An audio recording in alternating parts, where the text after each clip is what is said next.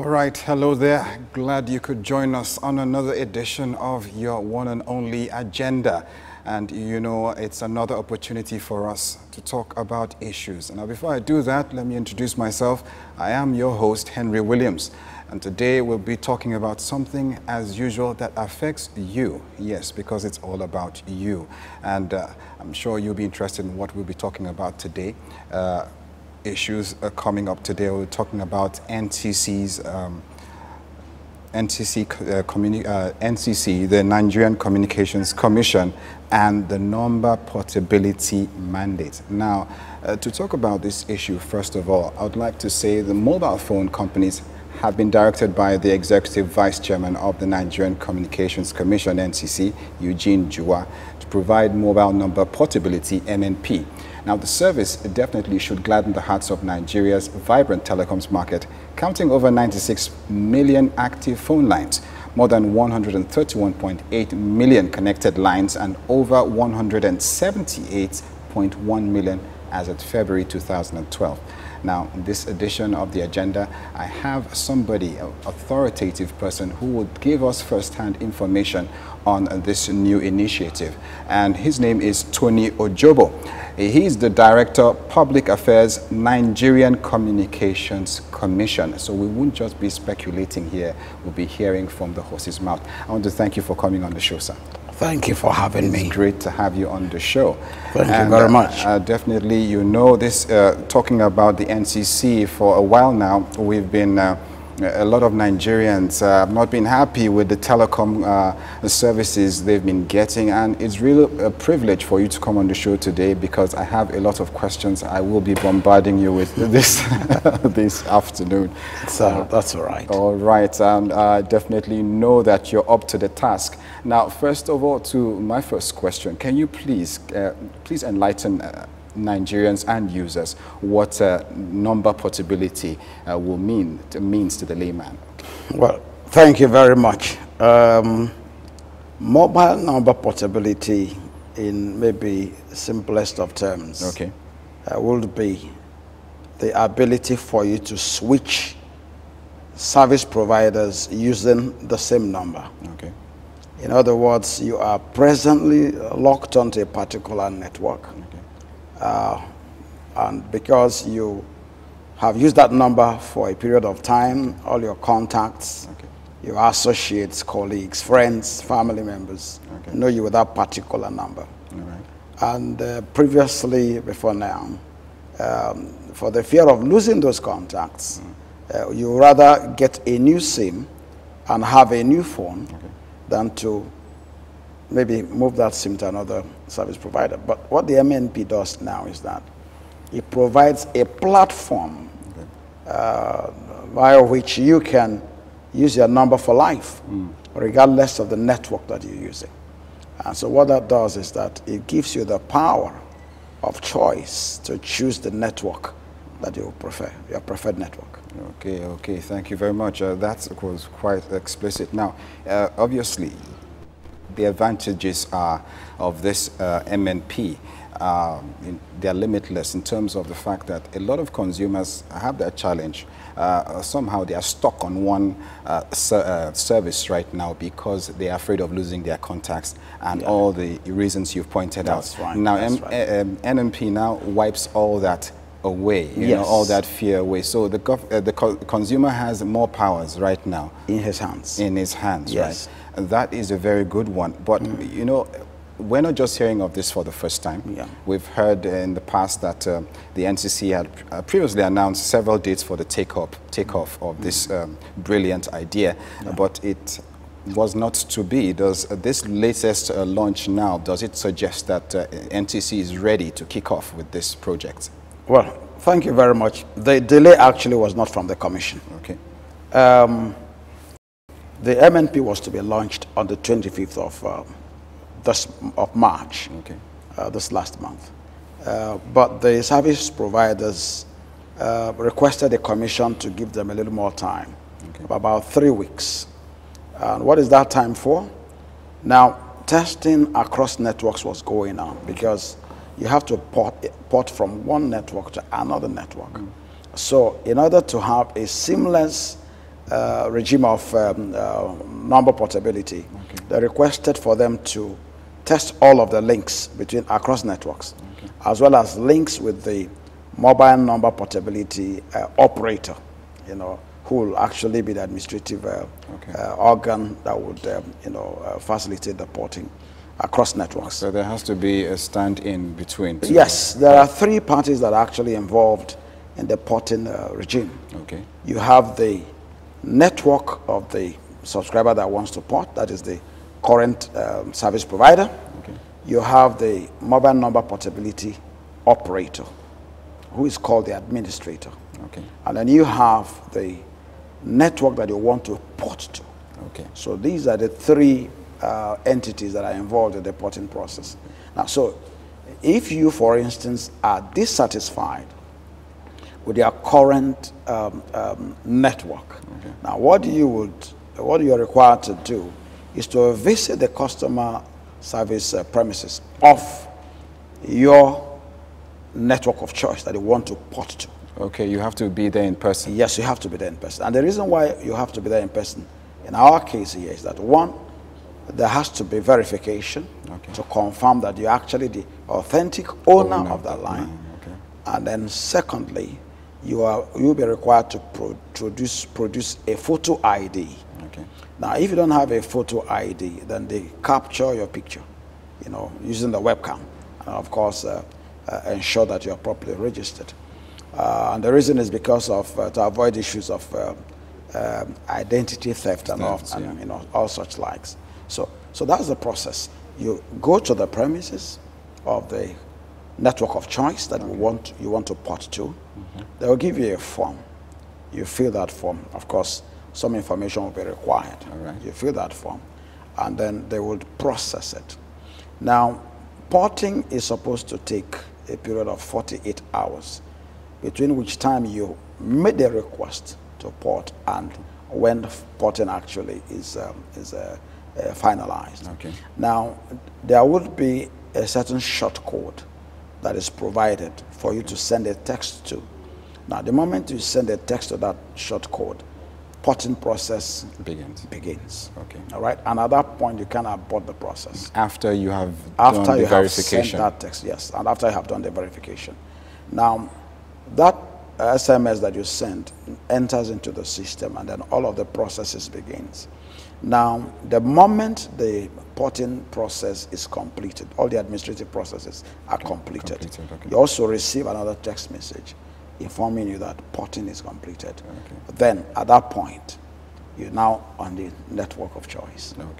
Okay, it looks quite simple enough. But tell me, do you have a seal on the number of times you can how do you cross carpet, if I may call it that?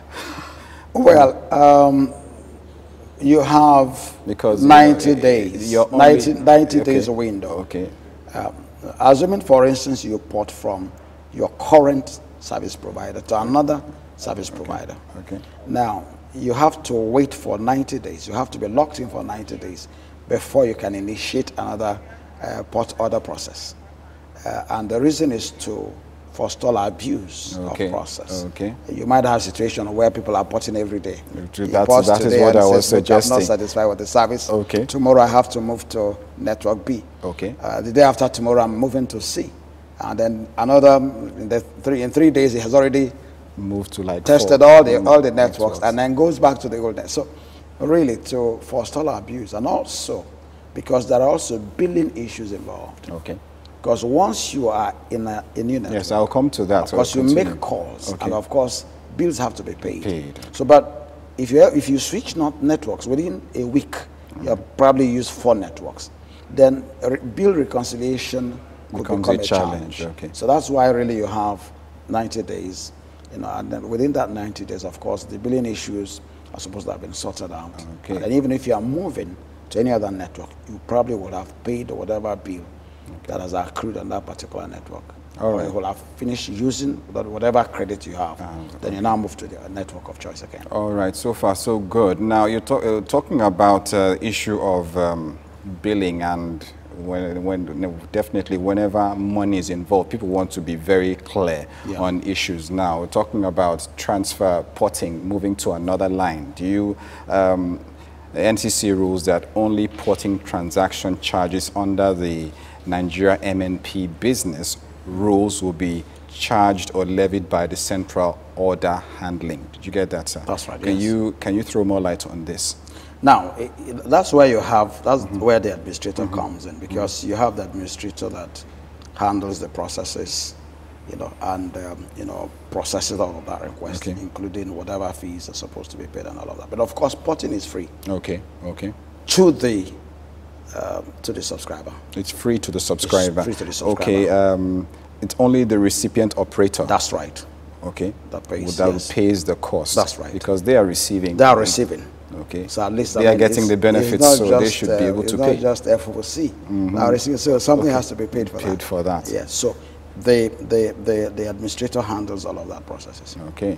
Okay. Can you tell us what the NCC is doing to regulate poor quality services that Nigerians have frequently complained about, including, you know, me, myself sitting here, because we have challenges of, we have drop calls, we have issues of customer relations where, you know, people, a lot of Nigerians are very, how do I call it, very angry right now because they feel that telecom business is so profitable. It's one of the few businesses that you have that you pay before you get service, more or less. If you really look at it, you buy a recharge card, you don't see who your provider is actually face to face, and you try to call, you know, customer service when you have issues, especially when you've loaded your phone and your credit disappears, you know, for no reason, and you want to reconcile, and you find out that you're held on the phone for hours.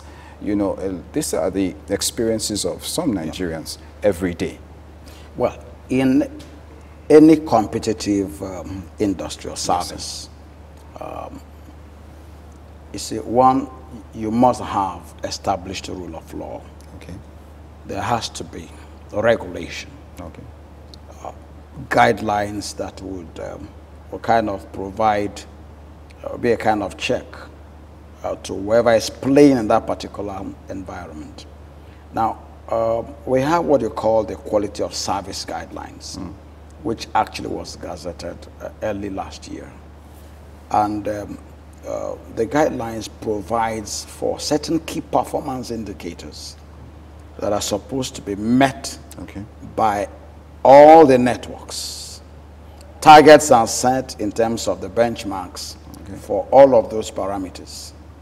Now, and of course, for every inability of a network to meet any of those indicators, there are consequences. And of course, most likely a sanction, which in most cases is a fine. Now, we have provided for these key performance indicators because what the regulator has to do is to ensure that there is an operating environment, a regulatory environment that encourages the service providers to make the necessary investments, you know, in infrastructure that will improve the quality of service. And I would like to quickly make a point here that really the issue of quality of service we have in Nigeria is an infrastructure problem. We have infrastructure deficit in terms of the, you know, the backbone infrastructure for provision of services. So who's bearing the brunt of this deficit? Well, that's why you're having poor quality of service, because really, one major way of solving the quality of service issue is to have infrastructure. Build up more base stations, ensure that you have enough capacity to take the subscribers and then also the traffic that are generated from that particular network. Now, but what are we doing? What we are doing is we have strengthened the compliance, monitoring, and enforcement department of the Commission. With the Chief Executive, Dr. Eugene Joa, when he resumed as the Chief Executive of the Commission about 3 years ago, he indicated that a major focus during his tenure would be in the area of compliance, monitoring, and enforcement. Okay, hold on with that, Yes, sir. Just yes. a minute. Well, if you're just joining us, you're watching the agenda, and we're talking about the Nigerian Communications Commission and the number portability mandate, and talking about telecom service and what have you. And we have on the show somebody of authority, somebody who's a member of the body. We're talking about Tony Ojobo, Director of Public Affairs, Nigerian Communications Commission. So if you have any questions, we will be throwing the lines open right now, so you can interact with us and give us your point of view. And he's definitely here, willing to answer all your questions as long as they are relevant to the topic in which we are discussing right now. All right. Okay, Mr. Ojobo, yes, you continue from where you stopped. You were talking about your programs, okay, yes, for the consumers. yes, I said a major focus, you know, in the commission, all right, is in the area of compliance, monitoring, and enforcement. Okay, okay. Because for every service provider who is a licensee of the commission, Okay. every license has terms, conditions, and obligations that have to be met. All right. Now, which includes the issue of quality of service. Quality service. For every customer out there, quality of service is a right. Right, okay. It's not a privilege. It is a right. Okay. The consumer deserves to have good quality of service. Okay. But of course, we wouldn't have to wish away the fact that there are challenges. Challenge of infrastructure. And what do I mean by challenge of infrastructure? There are things that are very, very critical in the telecom industry. As a matter of fact, power is a major consideration in telecommunications. Okay. Now, all base stations must have to be powered. Now, the base station is called base transceiver station. In other words, calls get to a base station and then it transfers it to another base station. Okay.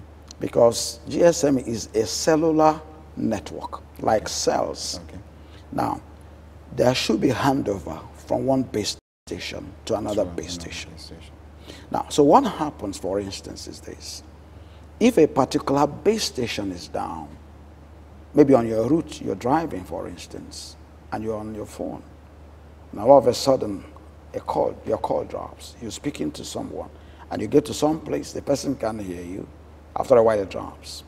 Now, that location could be what you call a blind spot. Okay. In other words, there is no coverage. Okay.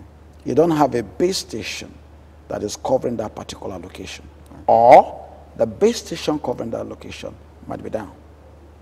Why is it down? There could be issue of power. There could be issue of diesel not being able to power. But the intervention that has come there is that we have said to the networks, look, yes, we understand that power is a challenge in Nigeria as a developing nation. However, you must find creative ways of addressing this challenge of power. And you now see networks coming with some form of hybrid technology. Okay. You know, a mix of, generator, battery, and solar system, solar powered systems. Even so, when you don't have electricity, or maybe you don't have diesel, now the battery is there for backup. Okay. You have this long I'll have to life cut batteries. you there, Mr. Ojobo. We have a call, Wisdom. Okay, can we hear you? From Anambra. Okay, Wisdom, can we hear you? Hello?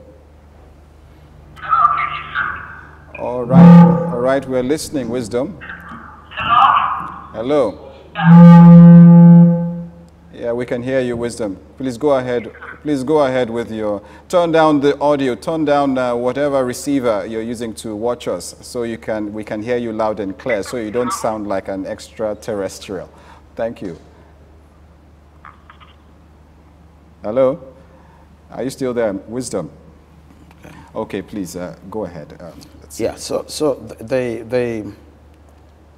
that's the way you address that. Okay.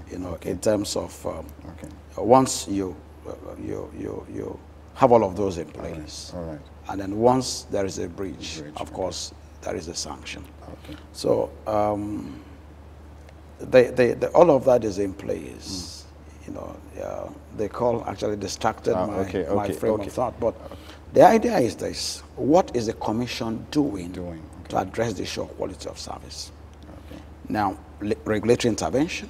Okay. And that's why, for instance, the mobile number portability is coming on stream. Okay. Now, what you have to do, for instance, to improve on quality of service. You have to, okay, go ahead. You know, this what calls you are somehow okay, that's all right. Okay, go ahead. Yeah, what you have to do is to introduce competition. Okay. It's because... That's part of regulatory intervention, yes. Right? Okay. Competition is what drives quality of service. Okay. In most clients. Okay. Because you have to make your subscribers happy for them to remain on your network. And how do you do that? Provide good quality of service and excellent customer care services. So once those two are in place, you can have their loyalty. But if they're not in place, just a minute, please. Yeah. Hello, Wisdom, are you there? Wisdom from Anambra. Okay, if you've turned down your receiver, can you speak out? We'll hear you. Can you hear me now? Yes, we can. Go ahead. Yeah, please, thank you so much for this program. I'm so happy for your program. All right. I appreciate you people, please. Who goes to the man in chat? The Oga there. I don't really know his name, but I think he's in charge of the telecommunications in Nigeria. Hello, can you hear me? Yes, go ahead with your question. We're listening. I want you to please to create a monitoring team or security team or task force for these people, because so that what affects me in Nigeria is that they will give you every services. They will tell you this plan, this, that. Imagine that you will load a credit here, like before you could click to check one or two things in internet, they will tell you that your credit has already finished. Something is really, really going on. And a lot of people took all these text messages and all these things, that a lot of fraud has entered the communication stuff in Nigeria. So please, please in Alaska, is there no way they can create something that will monitor what these people are doing? All this grammar that is going over there, they don't even think that is speaking. I don't even understand anything, but I want things to change in Nigeria, especially in the part of our telecommunication.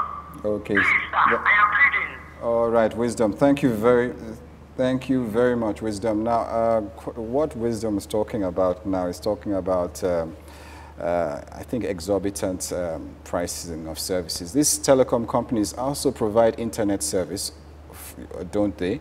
And I know definitely that your commission is very interested in making sure that quality service is delivered to its customers, because, or else you would not be here to, you know, avail us of your presence to, you know, ask you these questions. So, sir, please tell us, are you satisfied with the services they are providing right now?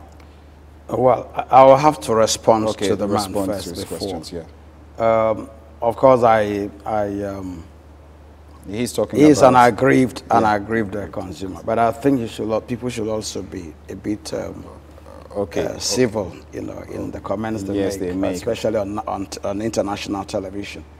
That spoken is about choice.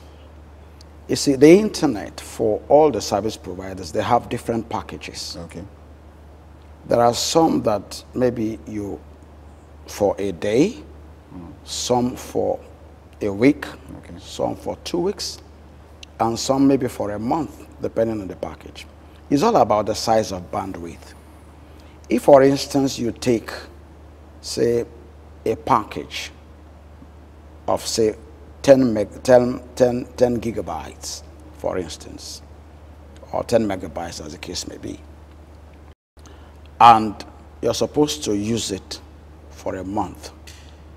Now, maybe just for emails, to send mails, to receive mails, and the like.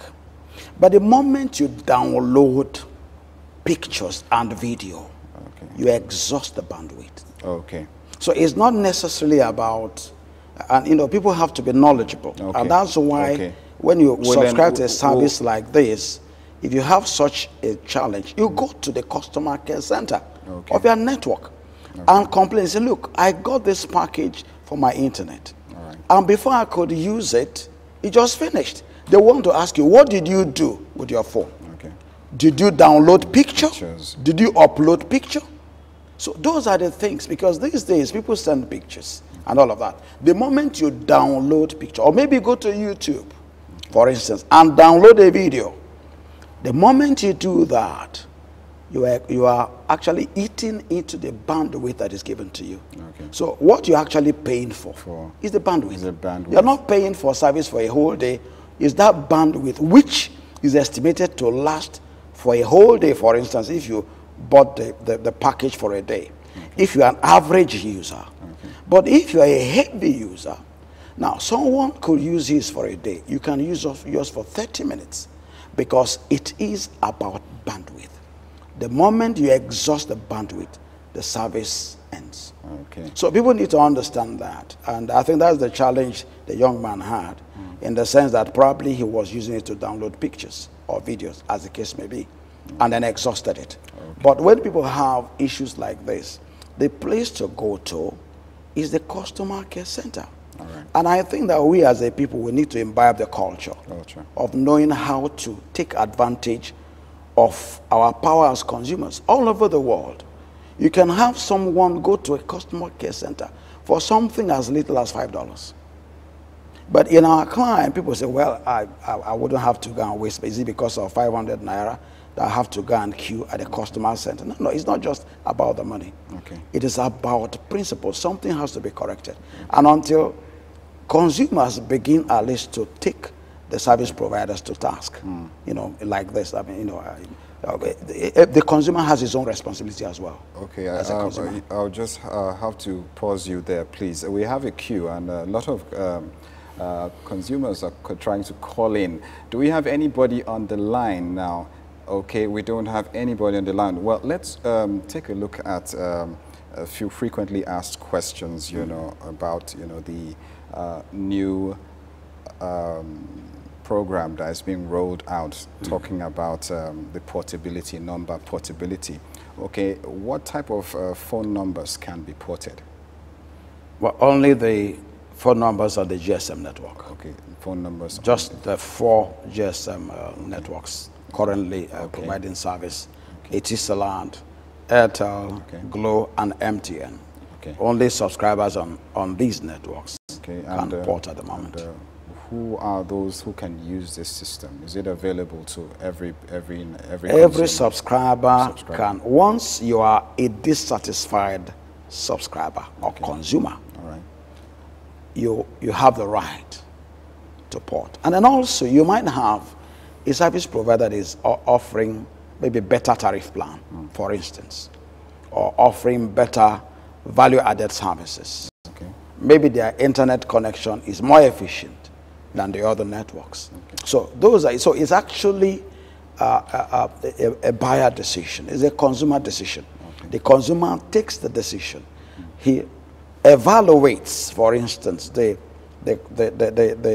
current service offering is getting from the network. And then if maybe it could be tariff, it could be customer care services not being good, it could be value-added services that are on other kinds of networks that his current network is not providing. So a number of things could probably be responsible for